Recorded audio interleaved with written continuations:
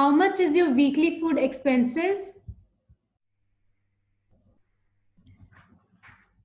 So the food expenses here are not that much. I stay with my husband. So if I talk about two people, it is not more than $100, which includes all your groceries, your milk, bread, eggs, whatever it's there. As Indians, we need all the masalas and everything else. So that's just one time though. So one time you get all your masalas and everything else, and I think you're good to go for like 2 or 3 months. Uh, per week, I spend around $100. That also includes alcohol.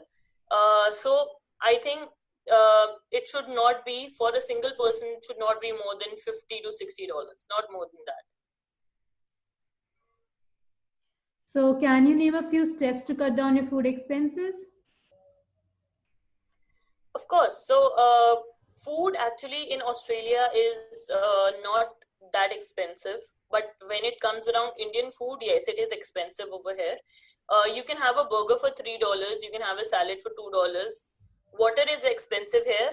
So water you will get it for $5, but you can get juice or cold drink or something like that less than $3 or $2. So that is what you can go around. You should always have your water bottle with you, because if you don't have it, then you might have to buy it for something which is very expensive.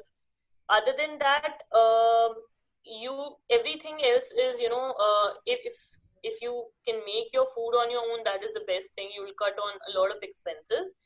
But if there are people who don't know how to cook, there are a lot of Indians who run their own work from home, which is the tiffin services.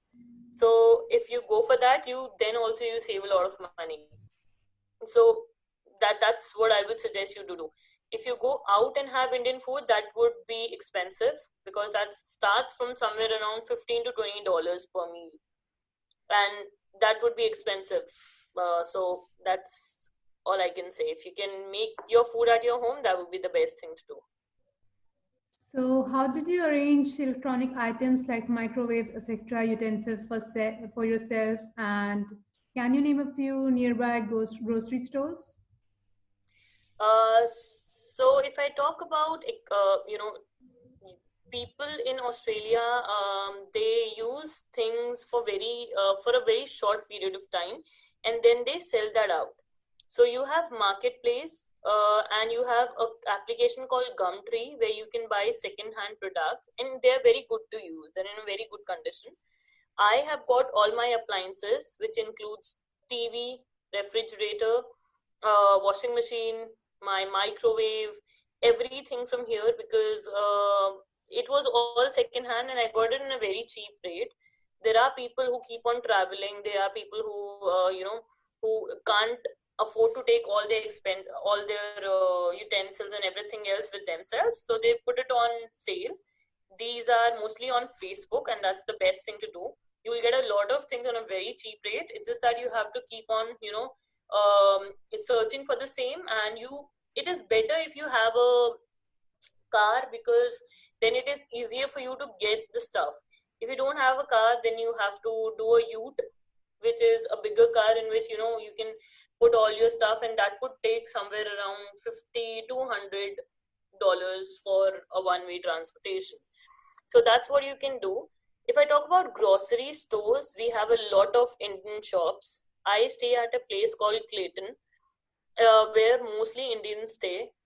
We've got a lot of Indian grocery shops like Sarvana Bhavan. Then there is a Masala Point. So all the Indian stuff you can get there. It's very common. Also, there are supermarkets called Coles, Woolworths, where you can get your rajma, your chole, all your dal. Everything else is available, but just not the masalas. So, finding Indian food, Indian masalas are not a big deal over here. It's very common. You can get it anywhere in Melbourne City. That's very common. And there's one more thing. If I talk about how do I manage food throughout the day, here you don't feel much um, a need of having a solid meal. It's very common that people usually have bread. Breads are the whole meat breads, including a lot of healthy stuffs in it. So that's what makes a meal already very fulfilling. Fruits are very cheap over here, so people do eat fruits once in a day as a meal. So that can also be a good thing. You can manage your expenses also. That can be on a healthier side as well. And it could be one meal as well. So you don't have to cook, you just have to chop some fruits, pack it out. If you want to go, you can just have it. If you want to have it at home, that's also fine. So that's how people can manage. I basically make one big meal which is at night, because I have to rush in the morning and I am not at home at in the afternoon. So one big meal that I make is at night. There are times when I chop my vegetables for breakfast in the morning. So that's how you can carry on. That's how you can make your food go around.